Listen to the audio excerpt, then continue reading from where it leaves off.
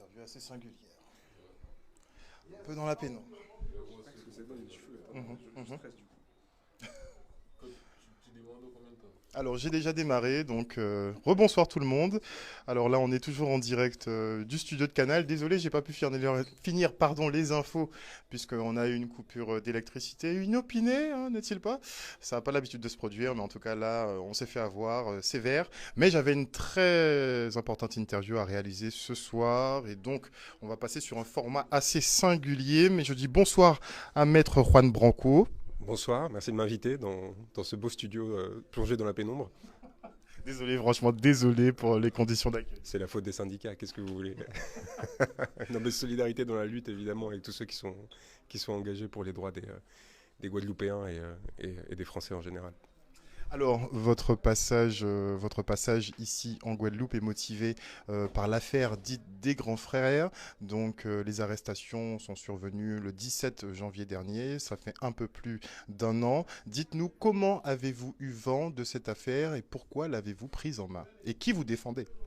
Je défends trois personnes qui ont été envoyées en détention aux quatre coins de l'Hexagone, donc à 7000 km de chez eux. Frédéric Duménil, Noël Defour et Didier Laurent. Je vous incite à retenir leur nom parce que c'est des victimes d'une répression d'État qui fait trembler. Parce que ce que je ressens depuis que je suis ici, c'est une forme de peur. Une forme de peur. Et je pense que cette affaire a pour objectif de faire peur aux citoyens guadeloupéens, de faire peur aux instances représentatives guadeloupéennes, qu'elles soient syndicales, électorales ou autres, des politiciens.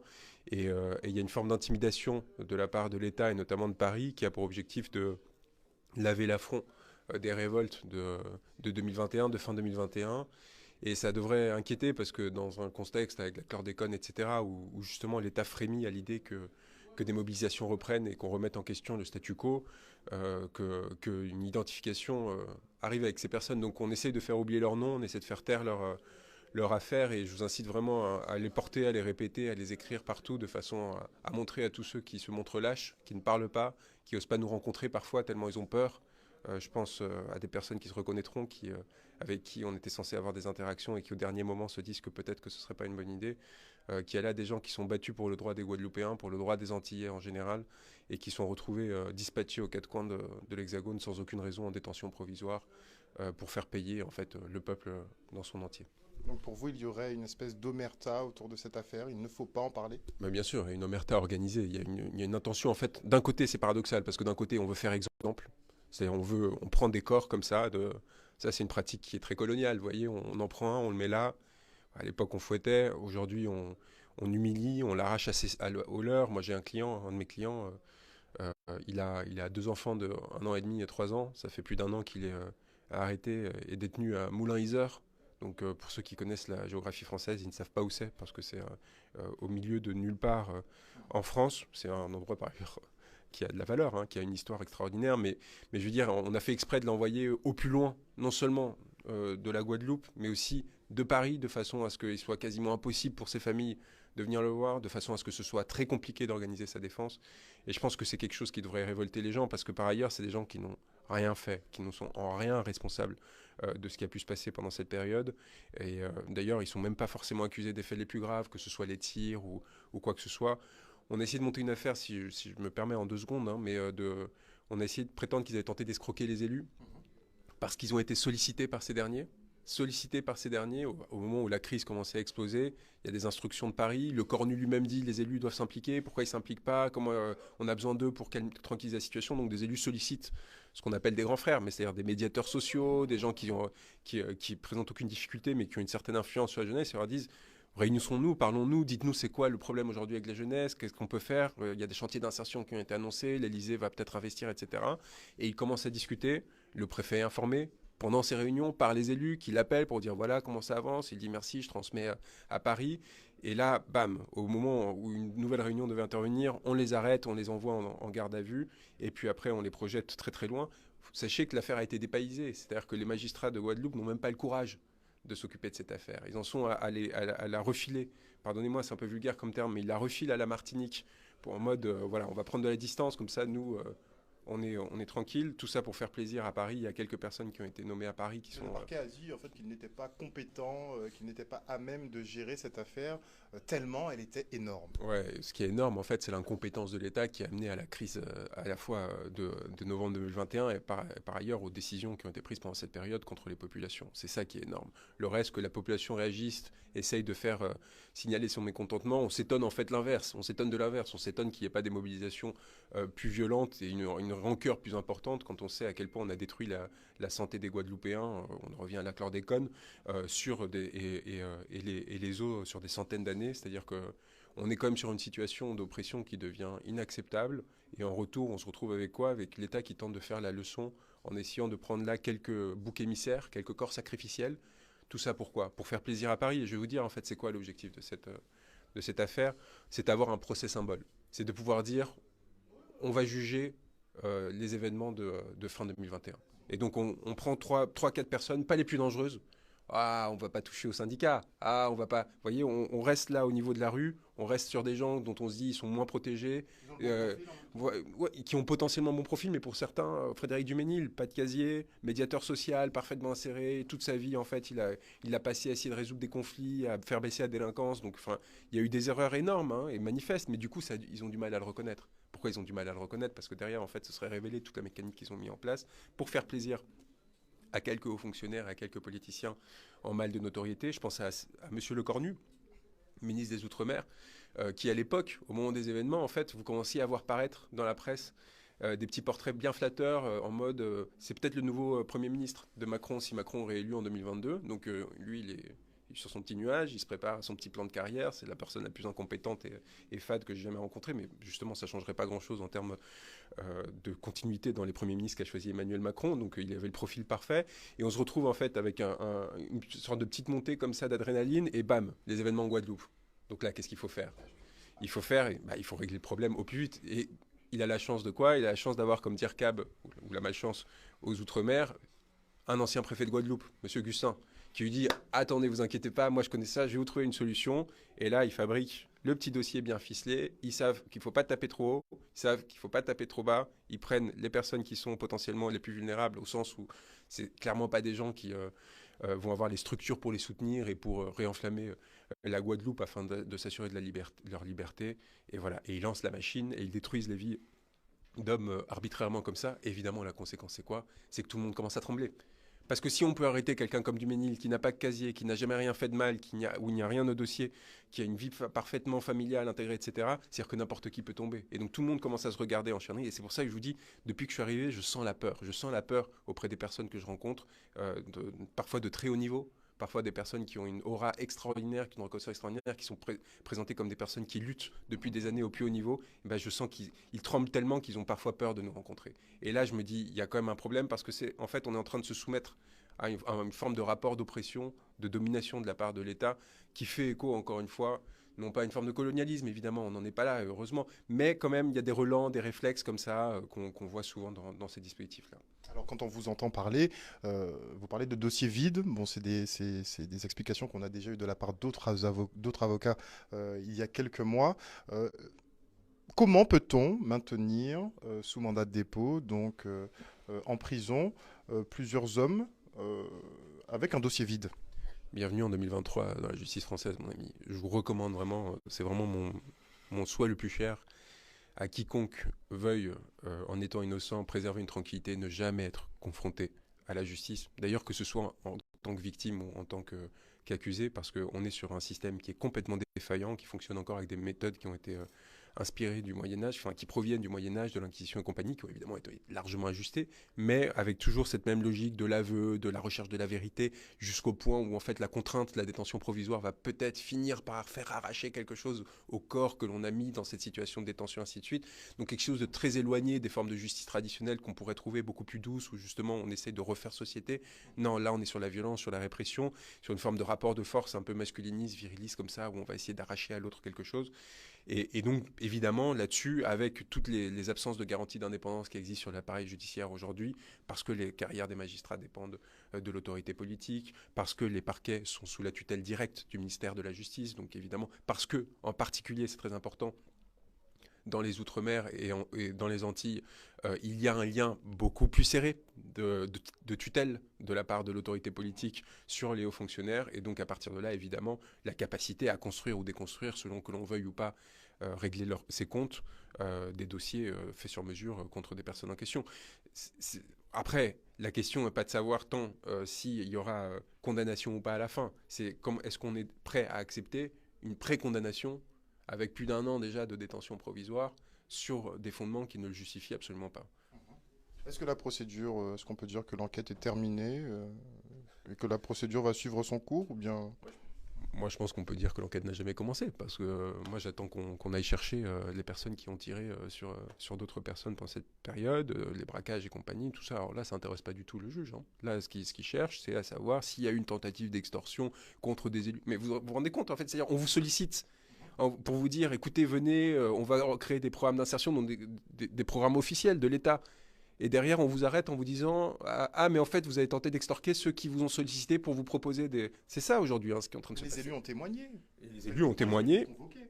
Enfin, en tout cas, il y en a certains qui ont dit qu'ils avaient témoigné, notamment M. Chalius, et qui expliquaient qu'il n'y avait pas du tout de tentative d'extorsion. D'autres m'ont expliqué que c'était à la demande de Lecornu et justement en informant à chaque fois les autorités étatiques, notamment le préfet.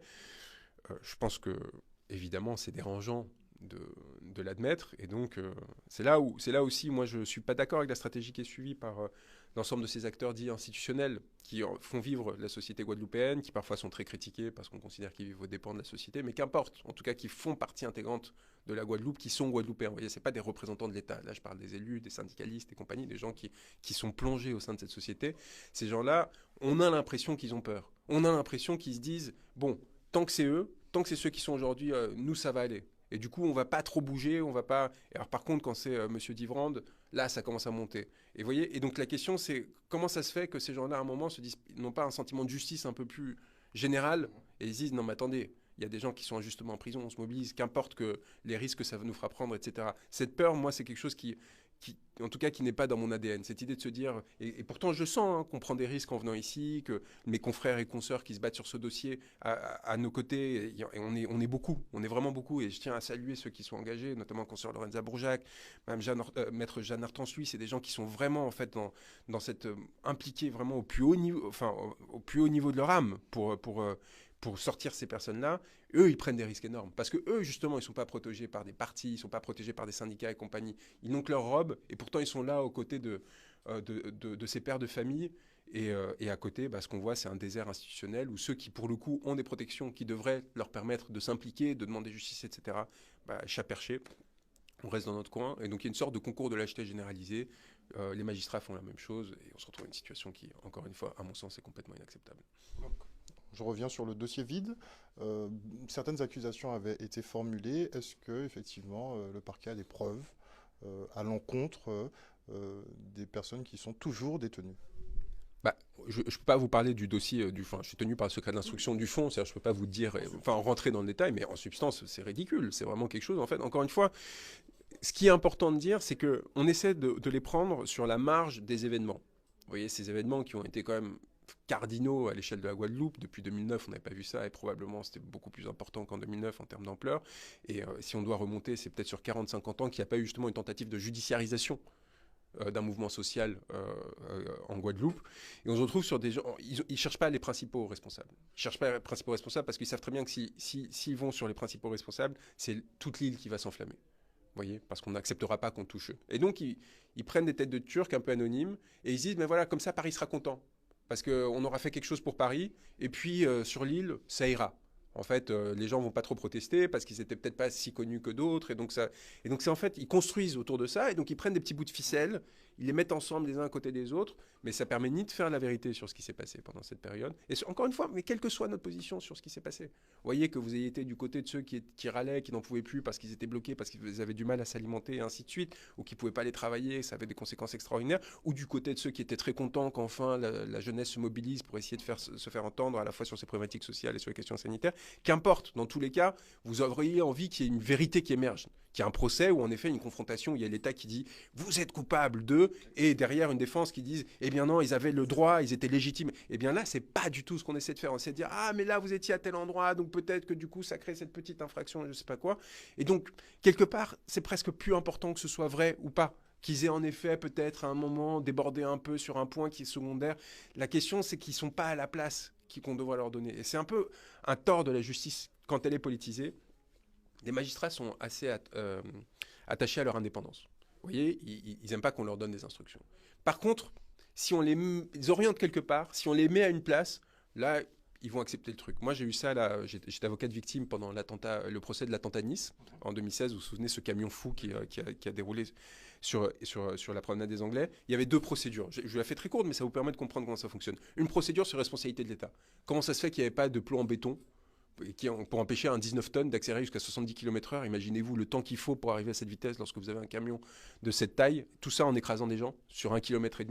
Comment ça se fait qu'il n'y avait que 2 voitures de police pour sécuriser 25 000 personnes? Comment ça se fait que la compagnie du GIGN qui était censée sécuriser cet endroit, de la gendarmerie mobile, avait été dépêchée à Avignon parce que le président de la République a décidé d'aller voir une pièce de théâtre? Voilà, toutes ces questions-là, elles font l'objet d'une information judiciaire, une instruction, et là, il n'y a pas de mise en examen.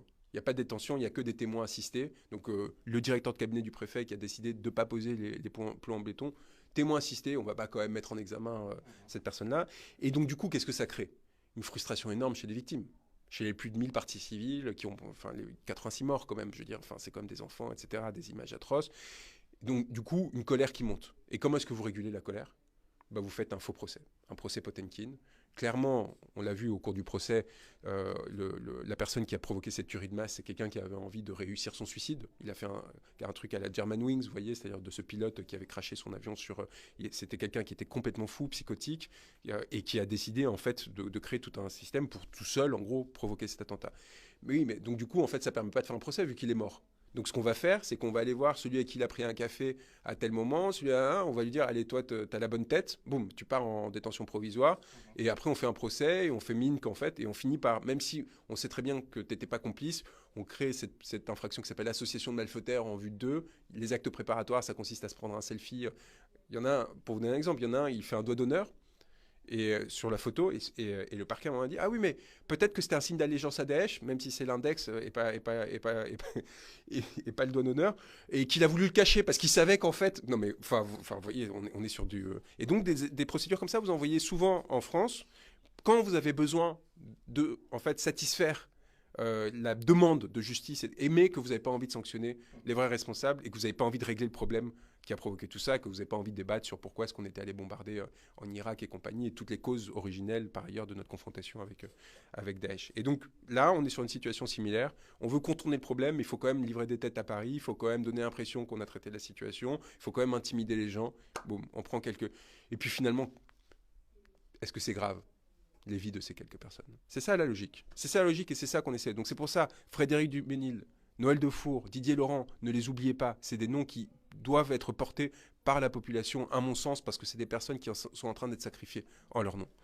Alors on a vu différentes vagues justement de libération. On ne comprend pas pourquoi certains peuvent sortir et d'autres non. Bon, là, attendez, on va pas être hypocrite. Hein. Il y en a qui ont une assise institutionnelle, il y en a d'autres qui n'en ont pas. Et il y en a qui ont la capacité à faire peur et d'autres qui n'ont pas la capacité à faire peur. Et le paradoxe, c'est qu'après, on va nous évoquer, pour nous opposer à la libération de nos clients, le fait que leur libération pourrait provoquer un trouble à l'ordre exceptionnel parce qu'ils seraient capables de remettre à feu et à sang la Guadeloupe à eux tout seuls. Noël Defour, Frédéric Duménil, ils seraient capables de mettre le feu à la Guadeloupe à eux tout seuls. Par contre, d'autres personnes qui ont été libérées récemment, eux, n'auraient pas du tout cette capacité. En fait, c'est justement parce qu'ils ont cette capacité qu'ils ont été libérés. Par contre, les nôtres, qui du coup, en fait, ce qui devrait plaider pour leur innocence, vont rester en détention. Donc bon, là, on comprend très bien ce qu'il Pas de libération dans les jours à venir pour cette... Franchement, il faudrait être naïf pour croire que là, à cette étape de l'instruction, ils ont besoin d'un procès. Ils ont besoin de sauver la face, ils ont besoin de légitimer ce qu'ils ont fait jusqu'ici, ils ont besoin d'une condamnation qui permette de symboliquement s'assurer qu'il n'y aura pas de... Parce qu'il y a une chose qui est la détestation et le mépris que la population peut avoir pour les institutions, mais ça, en fait, tant que ça ne leur fait pas peur, ils s'en fichent. C'est-à-dire tant qu'en fait, il n'y a pas de risque que ça déborde, tant qu'on peut le contenir, y compris par la force, c'est pas un problème. Et d'autres, par contre, qui est beaucoup plus importante, c'est la carrière. c'est la carrière. Et alors là, la carrière du magistrat, et donc là, par contre, et pour faire carrière, il ne faut pas avoir mené une instruction qui va finir sur des acquittements ou sur des relax. Vous voyez, il faut en fait s'assurer que ça tienne bien de bout en bout et qu'on aille tous dans le même bateau de façon à ce qu'on ne se retrouve pas avec quelque chose qui va nous coller par la suite pendant des mois et des mois. Et notre rôle en tant qu'avocat, c'est de s'opposer à ça. Et c'est pour ça, je pense aussi, il y a deux raisons pour lesquelles les prévenus m'ont fait venir, notamment sur suggestion de Kémy Séba, que je représente notamment dans des procédures à CEDEAO, qui est une personne que j'estime énormément, qui regarde, ça aussi c'est quelque chose qui est très important pour que les Guadeloupéens sachent. Kémy Séba, l'Afrique vous regarde, les Gilets jaunes vous regardent, les Antilles vous regardent. Ce qui est en train de se passer avec les grands frères, c'est quelque chose de très important. Vous n'êtes pas seul. C'est très important de vous rendre compte qu'il y a une cristallisation de l'attention sur ce sujet parce que ça dit quelque chose de la façon dont la France se comporte sur ces territoires et de la façon dont justement les populations sont en capacité d'y résister, de résister à cette oppression ou pas. Et le rôle d'avocats comme le mien, comme moi, pardon, qui viennent en soutien des avocats qui sont en train de se battre en Guadeloupe et en Martinique, c'est justement de leur dégager un peu d'espace. Parce qu'eux, ils vont être obligés de continuer demain, après-demain, à défendre des prévenus face à ces mêmes magistrats, face à ces mêmes procureurs. Et si vous rentrez frontal face à ces personnes-là, ça va peut-être se faire au détriment des personnes que vous allez avoir à défendre la fois d'après. Donc c'est leur apporter un peu de cette force et de cette liberté qui peut être difficile à avoir, en tout cas trop coûteuse. Les protéger aussi, parce que quand vous avez quelqu'un qui vient de l'extérieur, qui a la même position que vous, bah ça renforce dans le rapport de force par rapport aux autres. Et aussi, évidemment, les accompagner en France, parce qu'ils ont été déportés en France. Ils sont à 7000 km de chez eux, sans aucune justification, si ce n'est de les sanctionner symboliquement, de leur faire payer le fait d'exister, simplement. Alors, comment se portent-ils psychologiquement et est-ce qu'ils sont bien traités? On a eu quand même quelques petits échos de choses qui pourraient.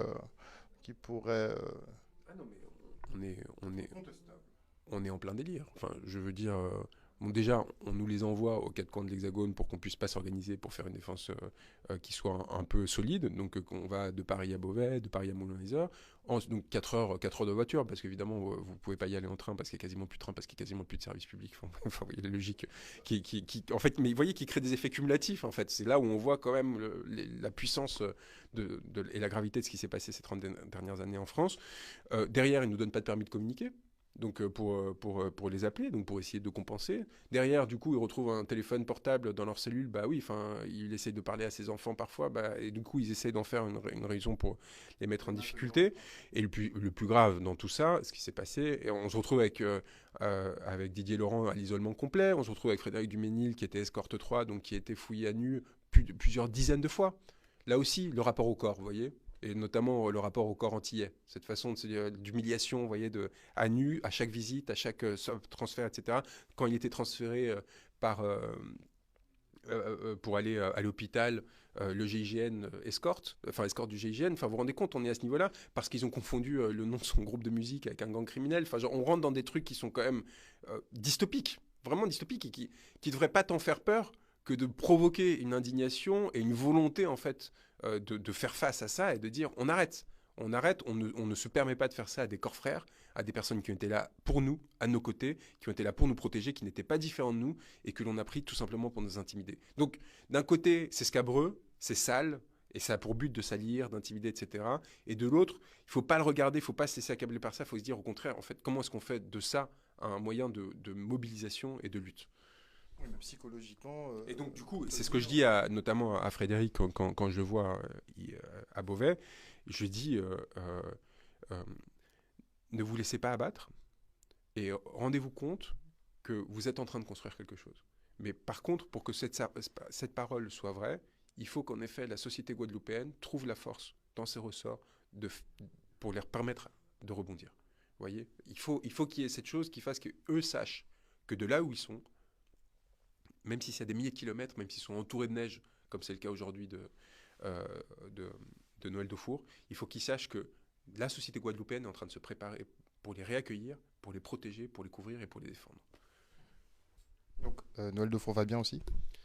Chacun, je ne vais pas rentrer dans l'intimité de chacun le vit avec plus ou moins de violence, avec plus ou moins de force, et ce qui est important en fait, c'est... En fait, ça me gêne d'exposer publiquement comment chacun le vit, parce que ça pourrait être interprété différemment et qu'ils n'en ont pas forcément envie, mais il y a une violence qui peut être. On peut avoir des niveaux de résistance très différents selon notre expérience de la lutte, selon notre assise psychologique, selon aussi le fait d'être plus ou moins préparé à un moment donné à se retrouver dans une situation difficile. Et donc ça peut être catastrophique, au contraire permettre de vivre avec un peu plus de, de, de dispositions de compensation. Noël, c'est particulièrement dur pour lui parce qu'on l'a mis très très loin. À côté, il a quand même des ressources intellectuelles extraordinaires. C'est une personne qui est extrêmement fine, lettrée, cultivée, que je recommande à tous d'ailleurs, parce qu'il a fait de nombreux textes, des chansons, ainsi de suite. C'est vraiment très important de s'intéresser à lui en tant qu'individu, etc.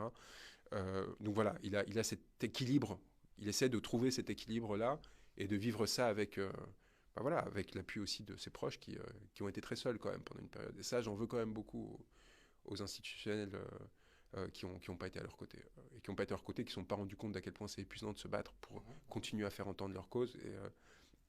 Et je sais que votre chaîne a été attentive et leur a ouvert l'espace à chaque fois que cela semblait nécessaire. Ça n'a pas été le cas de tout le monde et cette écoute, elle n'a pas été présente partout.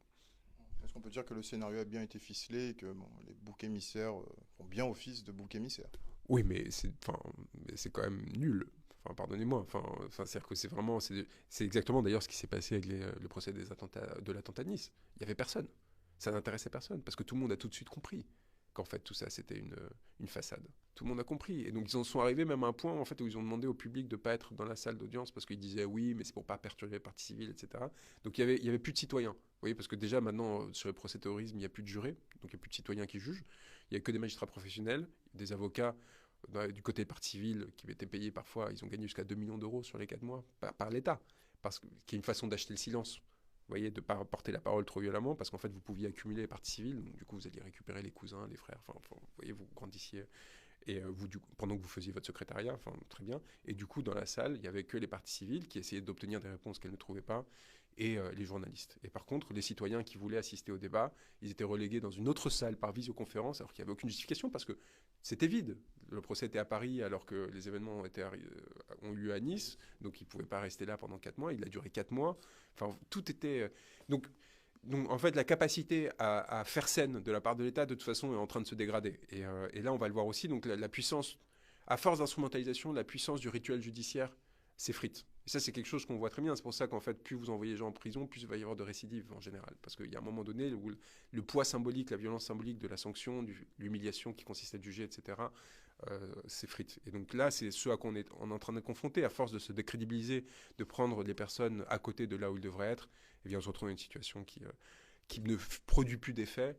Et je pense que les gens aujourd'hui ont compris, avec le non-lieu sur la chlordécone, ils ont compris ce à quoi ils faisaient face. Et c'est là, moi j'ai essayé de l'expliquer à la juge à laquelle on était confronté aujourd'hui, sur la question de la prolongation de la détention de 6 mois ou non. On était à Fort-de-France. Je lui ai dit, n'alimentez pas les discours qui disent que c'est systématique. Que la justice, en fait, de façon systématique, va toujours écraser les mêmes et va montrer qu'elle est capable, à un moment donné, de discriminer, de se rattraper, de corriger, d'admettre des erreurs. Libérer cet homme qui a un enfant d'1 an et demi et 3 ans qui l'attendent depuis 1 an à 6000 km de chez lui. Donc la détention sera maintenue? Elle sera évidemment renouvelée, bien sûr. Pour vous, c'est sûr. On sait à quoi on fait face. Quelle est votre projection sur les mois à venir? Est-ce qu'on aura peut-être un procès au cours de l'année 2023 ou... Ils ont annoncé la fin de l'instruction à dans 8 mois. Fin de l'instruction dans 8 mois? Ouais, dans 8 mois. Et c'est des délais non obligatoires. Hein, ils peuvent prolonger, etc. Ils ont plusieurs choix. Soit ils s'en tiennent à la version bouc émissaire alors que le dossier est en train de s'effondrer pièce après pièce. Soit ils essayent de l'étendre. Ils essayent d'aller saisir des élus.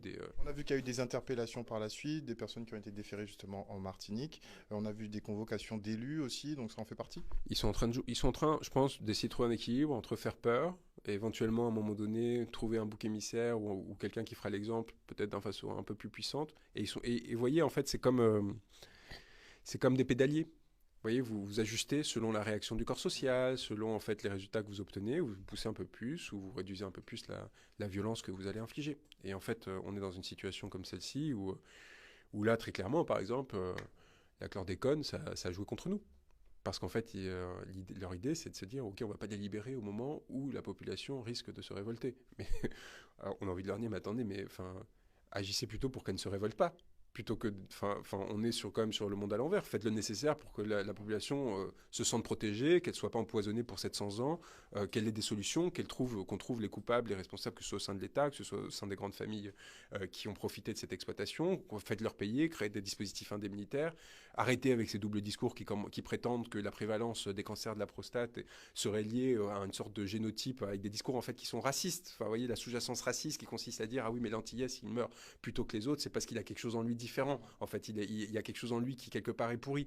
Vous voyez comme, en fait, le détournement de la tentative d'étouffer des choses qui sont sues scientifiquement depuis 50 ans sur la chlordécone, enfin, les sous-jacences du discours qui vont essayer de... C'est très révélateur, en fait, de ce qu'ils pensent de ces territoires.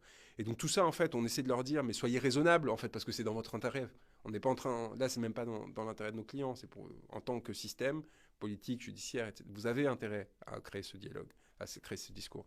Eh bien, parfois, encore une fois, les ordres, l'influence, la carrière, le confort, l'envie de ne pas déplaire, de ne pas prendre de risques, la lâcheté humaine, tout ça se réunit et vous retrouvez dans la situation telle que vous la connaissez.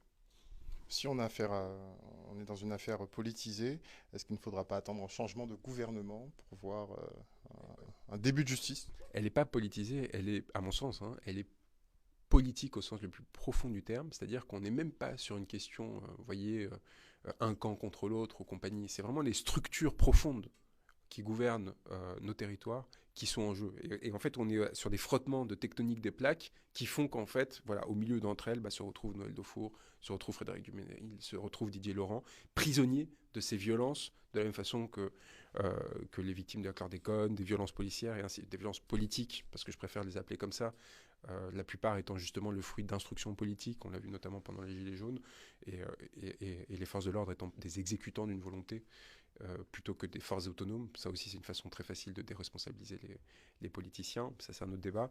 Donc, on est sur une situation de cet ordre-là. Et donc, changer de gouvernement, ce n'est pas le sujet. L'enjeu, c'est vraiment construire une autre façon de s'organiser ensemble, d'avancer ensemble et de se gouverner. Et ça passe par une réflexion sur la façon dont aujourd'hui on est. Là, j'étais au Conseil constitutionnel la semaine dernière, je plaidais face à Laurent Fabius, Alain Juppé et tout ça, tous ces éminents membres de la République qui, pour certains, ont été quand même condamnés définitivement et ont été... Mais ça, c'est intéressant aussi parce que ça dit quelque chose. Vous voyez, c'est pas une approche moraliste. Hein. Enfin, Alain Juppé, il a été condamné définitivement quand même à une peine de prison pour un certain nombre de faits et il est nommé au Conseil constitutionnel. Excellent. Donc là, il y a une question. C'est moi, je suis assez d'accord que l'appareil judiciaire est tellement délégitimé qu'une peine de prison aujourd'hui, qu'est-ce que ça veut dire? Vous voyez. Donc mais dans ce cas-là, derrière, ne nous faites pas de grands discours sur la probité, etc. Vous le reconnaissez vous-même, vous mettez des gens condamnés au sein du conseil le plus prestigieux de l'État. Très bien, mais ça envoie quand même un message. Donc j'y étais pourquoi?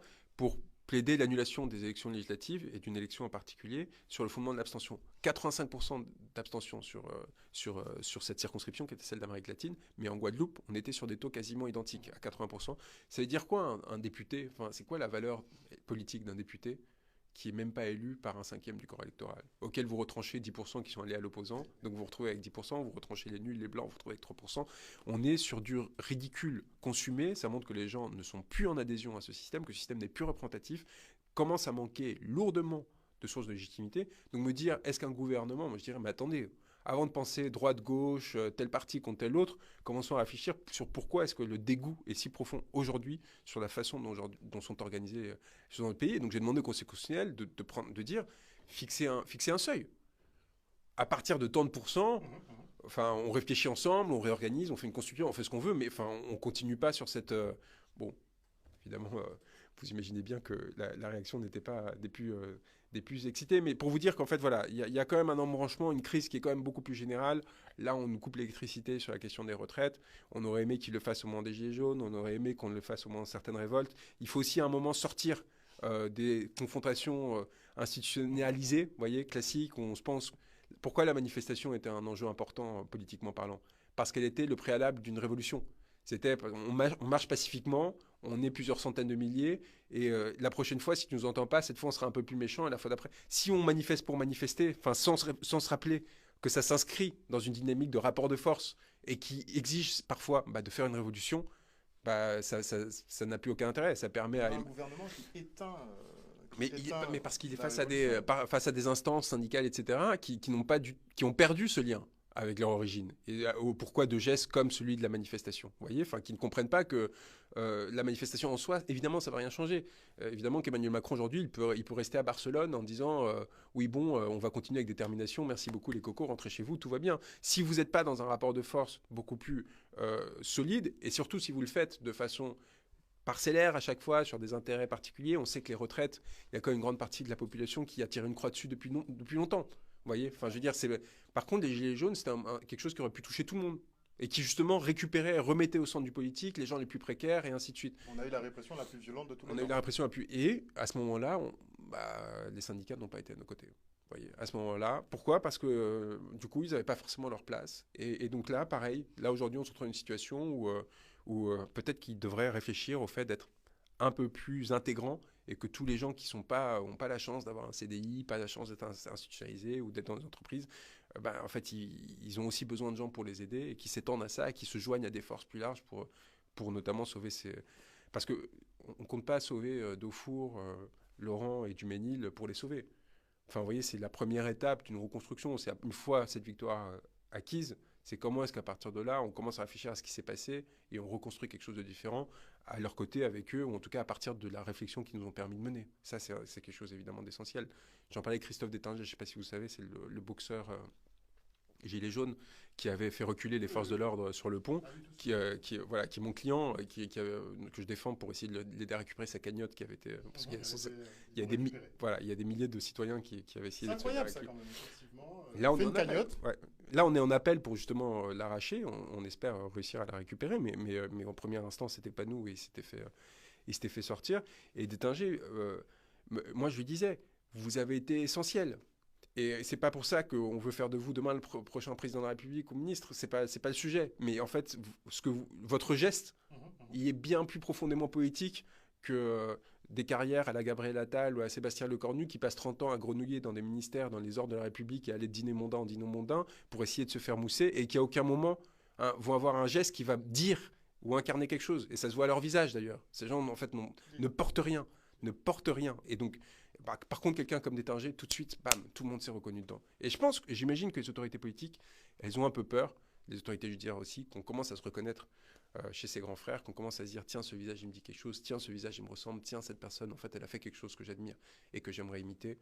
Et peut-être que c'est là où il faut qu'on la joue fine parce qu'il ne faut pas qu'on les laisse les enfermer de façon beaucoup trop grossière et longue pour éviter qu'ils deviennent des symboles. En ayant disséminé une version, puisqu'on n'a pas vraiment de retour. Mais il y a même la version qu'ils essayent de tenir, enfin c'est un truc, ah oui, c'est des criminels, mais aussi c'est des politiques, mais enfin c'est tellement flou et confus, mais malheureusement ça contribue à les effacer, parce que les gens comprennent pas vraiment pourquoi, enfin vous voyez, ils comprennent pas les enjeux, parce que on se dit mais pourquoi ils sont là, je comprends pas, et ils passent à autre chose, parce qu'ils se disent bon, qu'est-ce que je peux faire par rapport à ça. On se dit, ils ont été interpellés, ils sont placés en détention depuis des mois, forcément, ils ont quelque chose à se reprocher. Oh, tout le monde, je pense pas, je pense que les gens n'ont plus vraiment cette naïveté par rapport au système judiciaire français.